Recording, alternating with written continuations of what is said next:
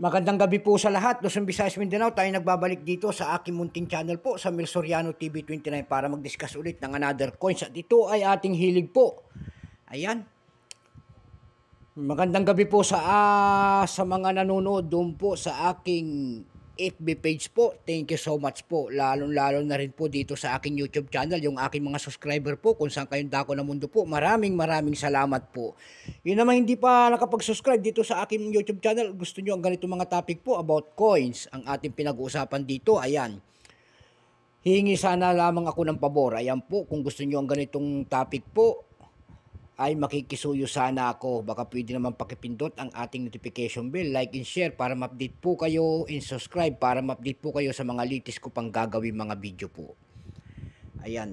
Dito sa aking YouTube channel po ay coins ang ating pinag-uusapan. Sinisiling natin kung magkano talaga ang kanilang mga halaga. Ayan po, magandang gabi po sa lahat ng kolektor, mga senior citizen, kung saan kayo dako ng mundo po.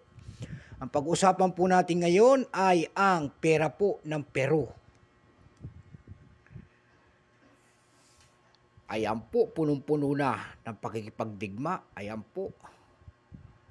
Siya po ay si Tupac Amaru. Ayan kung tawagin.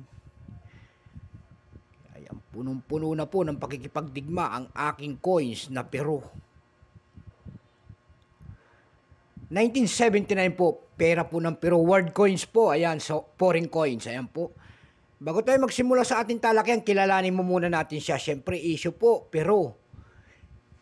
Period, Republic, 1822, up to date po. Type, standard circulation, coins, years, 1978 hanggang 1983. Value, 10 soles po. Currency, soles, 1863 hanggang 1985. Composition po nito, brass.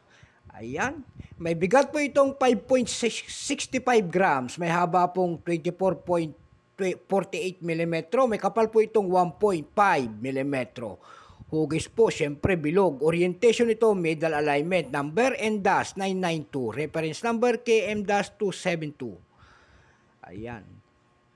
Siya po si Tupac Amaru. Ayan. Leader of the Inca people of Peru.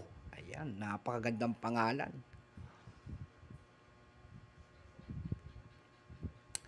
Ito po 1979 na ito, kung tawagin ng coins na ito sa Peru, ito po ay small arms, large letter, ayan, inner circle, ayan po.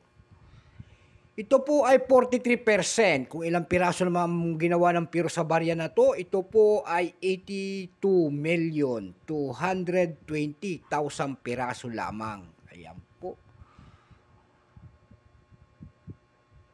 May price na po doon sa ating numista.com, itong pera na ito. Ayan, dagyan na ng presyo ng ating numista. Yung kanyang very fine, 16, extra fine, 30. Almost uncirculated, 44. Uncirculated nito ay nagkakahalaga po ng 60 pesos only. Dako naman tayo sa kanyang price. Ayan, doon sa ating numista.com po, nakakagulat po. Mayroon siyang presyo doon na $12.93.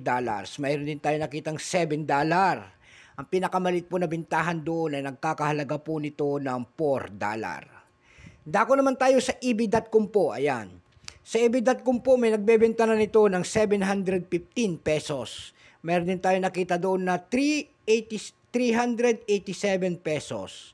Meron tayo nakitang pinakamalit doon na nagkakahalaga po ng 221 pesos. Ayan lang po ang aking maibabahagi na presyo na itong pera na ito. Malupit din pala itong pera na to. Ang tindi ng mga presyo pala ng pera ng Peru. 1979 din kasi, napakatagal na, millennial na rin. Ayan po. Talagang world coins na talaga ng millennial. So hanggang dito na lamang po. Keep safe po sa lahat and God bless.